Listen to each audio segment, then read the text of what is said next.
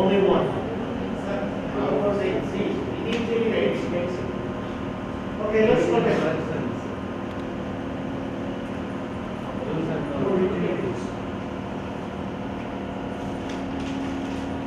Look at A.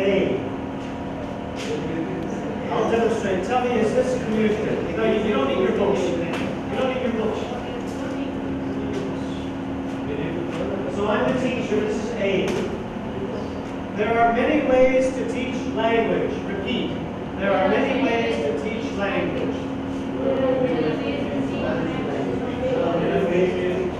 Is that communicative? That's repetition. I can teach a parrot to do that. You know a parrot? I can teach a parrot to do that. Doing oral grammar drills. Class, repeat after me. I like. I like. You like. You like. He likes. He likes. Communication. Reading aloud from the course book. It's the same as this, right? If I ask him to stand up, can you read this aloud first? Stand up. Read this aloud. There are many ways to teach language. One is called communicating language. The goal of CCE is to enable students to communicate with other language. Okay. Was that communicative? Yeah, students will pass. Giving a prepared speech. So that's the same idea, prepared speech. I have my speech, I'm talking, and you, maybe you're listening, maybe you're sleeping, we don't know. E, acting out a scripted conversation. What do you think? Okay, let's demonstrate. Come here, sir. Would you like teaching to try this? Okay, you're A, I'm B. How are you? I am fine. What did you have for lunch? Biryani. I love biryani. What did you have it? No, that's all. That's all. So, is that communication? It's reading. It's reading. We're just reading. It's not. It's two people reading instead of one person. Still, it's just reading out loud. And it's not even a role play. It's just reading. It's reading. Okay, F. Giving instructions so that someone can use a new machine. Okay, so let's try it. I want to turn this projector off. I don't know how to turn it off. Can somebody tell me how do I turn it off? Please look at the power on and off button. Where? I don't know. What does it look like? I think it must be at the bottom. No. Well, you said something. Just actually on the surface, there is on top. You find many buttons, white buttons. See that? Yeah. And? There, I think you can find on and off letters. That's one button. Fine, there it is. Yeah. Click it again. Communication? I was not responding in language so much, but I was responding in action. But it was real communication, because you saw the evidence of the communication. Right? And in fact, there's a theory of language teaching and learning that uses that idea where you respond by action. It's called, maybe you've heard of it.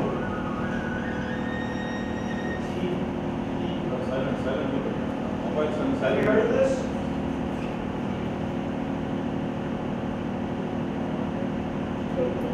You know this?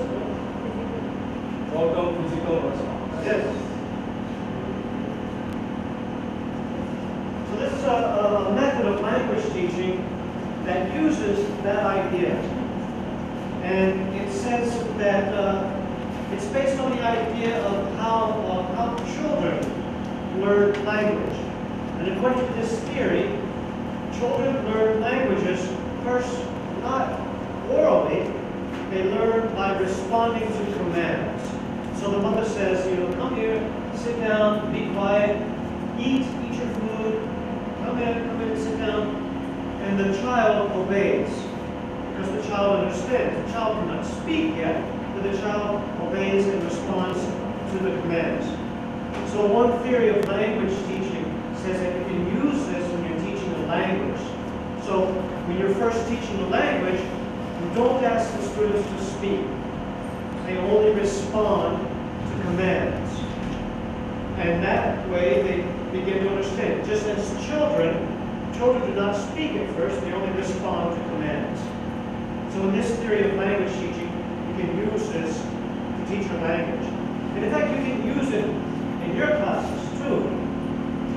When I studied German for the first time at university, I didn't speak any German at all. And the teacher, she was from Germany. And in the classroom, she spoke mostly German. On the first day of class, she spoke to us in German. She said, Studenten, kommen Sie her, setzen Sie bitte. Offen sein und gucken. Right? And we didn't know what she was saying, but we understood. Right? Kommen Sie her, setzen Sie bitte. Offen sein und gucken. She said it every day. She said it every day, and we learned it slowly. So, in your classes, whenever you give instructions or commands, you should be using English, because that's how students will learn it also. Remember exposure. The more exposure you give them, the more they will learn English. Yes? For example, if you look at the third one, reading aloud from the post. Yeah. Sometimes in our classrooms we ask students to stand up and read out a small stanza. I know. No, while we are doing, students get accustomed to the sound. Yes. Sound of the lecture. Yes. Is it not useful for our students? In a minute, we're going to have a demonstration. You'll see if it's useful or not. Okay, G, individually writing and then reading aloud conversation that includes lots of examples of a little grammar structure. Individually writing and reading aloud. So I ask you to, by yourself, write 5 sentences that say what you like. I like grapes. I like dal. I like biryani. And then I read it out loud. Is that communication? Yeah, it's not communication. Again, it's just reading. It's reading. Yeah, but is it communication? Is it communication? No. Finally, H. One there describes a picture, and the other students look at it. What do you think? Yeah, let's try it. So here's a picture of the box, and here I see 1, 2, 3, 4 children. It looks like there are 2 girls and 2 boys, and they're looking at the globe of the earth. And this girl in the front, it looks like she's playing with a laptop, a computer. Is that communication? Is it? Is it? We understand something out of it. But is it communication? There's no response. We have some doubt. How is the way of using? Then it's communication. But if I'm only describing, it's not communication. Because what are you doing? Sir, if you define communication something, if you define communication in terms of total physical response, Huh? in terms of total physical response, Yes. then only F can be communicate act. F is the only Communicate act in terms of total physical response. Not only in terms of CPR, I mean, it is a. If you define communication in different terms, even some more points can also be communicated. You are restricting your definition of communication to total physical response. No, I'm restricting the definition of communication to two-way communication. Two-way process. Two-way process. Yes. No, it doesn't have to be physical. But it must be some response. It doesn't have to be physical, but it must be some response. Yeah. Okay.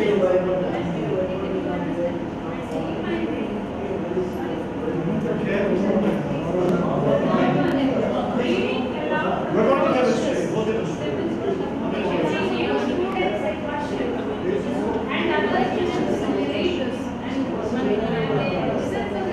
And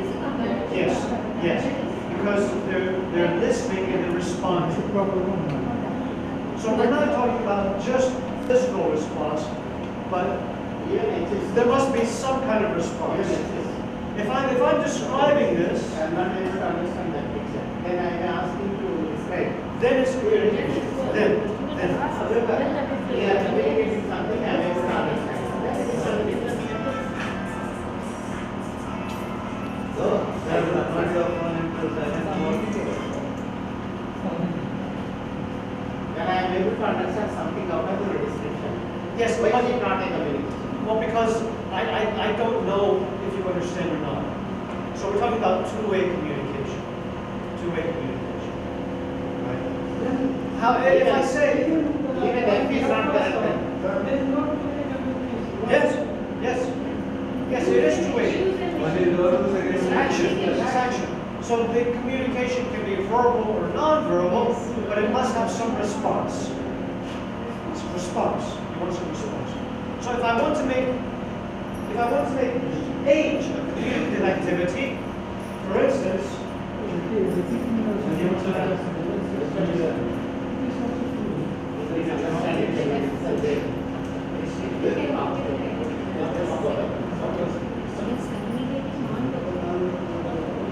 want to turn it off, sir?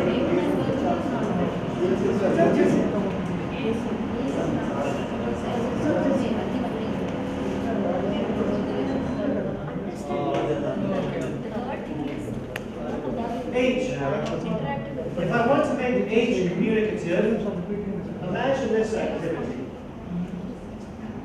On this sheet, I have a picture of my bedroom. I have a picture of my bedroom. You cannot see the picture of my bedroom. I'm going to describe it to you, and you must try to draw it. Is that communicative? yes. You see the difference? Yeah? You cannot see the picture. I will describe it to you. You must try to draw it. Now it's communicative. You're not speaking, but you're responding. You're giving some kind of response. Okay, let's look at C. Who reads very well here? Who's got a very good reading voice? Yeah? Come. So he's an excellent reader, I know because I trained him.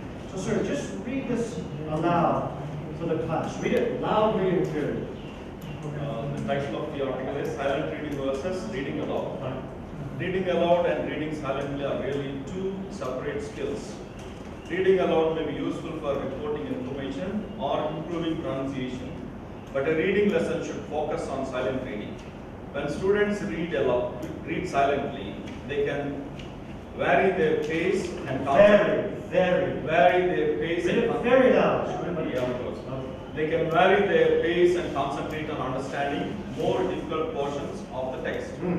They will generally think more deeply about the content and have greater comprehension when reading silently.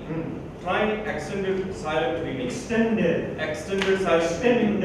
Extended silent reading.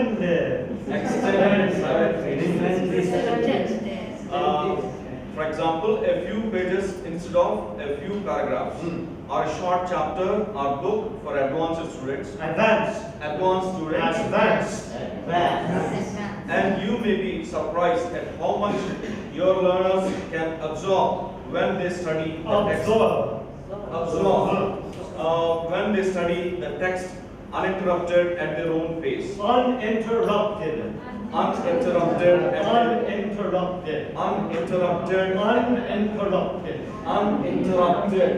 at their own pace.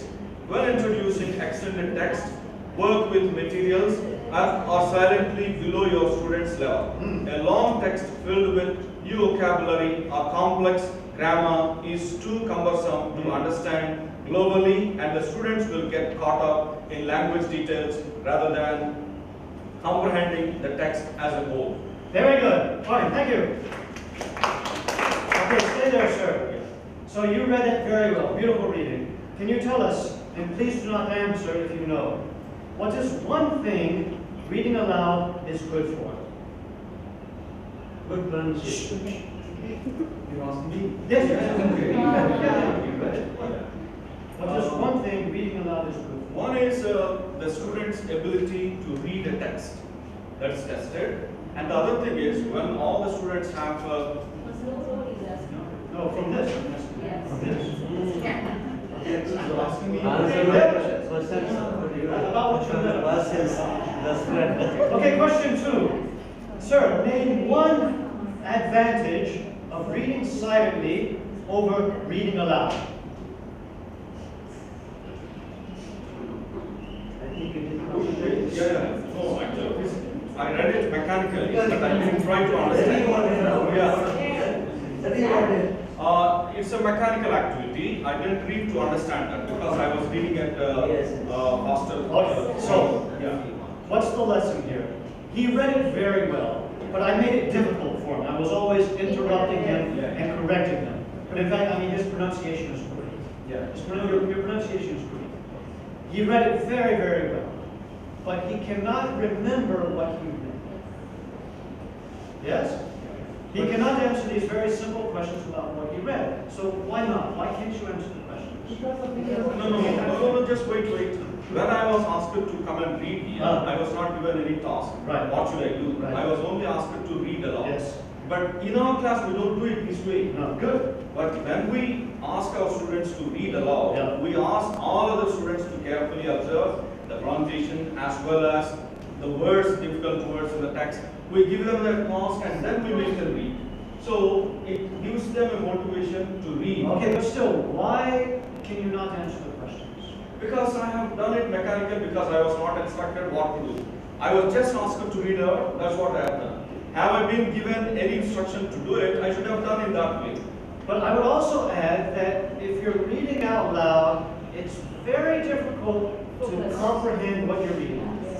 Even if you read it very well, you don't understand what you're reading. You cannot No. All the teachers have a word here in our Andhra Pradesh, the regular practice is, very often we say as teachers, when you read aloud, you read with your mouth, you see with your eyes, you hear with your ears. Yes. Don't we say that? Yeah. Yes or no? Yes. Yes, we say it often. And we believe that when you read aloud, and there is a multiple activity that's going on, even mind works on that. You see and you hear and you also. Yes, but you cannot answer the question. We didn't do that way. Give me one more chance that I can do it. Only one more chance. You see the demonstration, right? He read it very well. No. We have to read it in Indian context. You cannot forget it. Sir, You cannot do it all of a sudden. reading aloud is preferably lower. Yes, it's also possible. That's what adopts and adapt is. You have to. It's very difficult for the reader when he's reading aloud to understand what he's reading. No, Yes. I have to give one personal example. Okay, go When ahead. I fail to understand sometimes, Ah. I also read aloud for some time for my own self. I try to understand. I think very often it also happens with most of the people. When you find the most difficult thing, By hearting. Huh? By hearting. Not by hearting, to understand some important thing, we read aloud. I don't Silently you read, sometimes you also read. Sit down. Yeah. Think about your students. Okay. If your students are standing and they're reading aloud in front of the class, and the teacher is correcting them, I promise you, they do not know what they're saying. They cannot remember what they're reading because they are focusing on the words and they're nervous. It's not just for understanding, even for facing the audience. Why? Yes. Okay, That's so- also we do. So the question is, what is reading aloud good for? I would say it's good for one or two things. One is pronunciation, Yeah. and as you said, maybe Facing the audience. presentation practice. Yeah. That's what I said, we cannot dismiss this altogether, but. Fine, so just so you're clear, reading aloud, it has limited uses. Yes, of course. It's good for pronunciation, and it's good maybe for presentation skills. That's all. Yeah, thank you. It's not good for really learning and remembering Of course. what you're reading. It's not good for comprehension. When I was visiting classes in Chennai Corporation Schools, at Chennai Corporation Schools, they brought me to some secondary school classes. And I sat at the desk in front of the class. And the students, they made a line here. And they were very eager to show me how well they could read English. And they all had their textbooks. And they took their textbooks like this, and they came. And they said, reading aloud and reading silently are really two separate skills. Reading aloud may be useful for recording information or improving pronunciation, but a reading lesson should focus on silent reading. They read it like that from their textbook. And they read it very well, very fast, very clearly. But then after they read, I said, okay, fine, stop. And I would say, what do you like to read? They could not answer the question. Or I would say, what did you have for lunch? They couldn't answer the question. They could read aloud from their course book.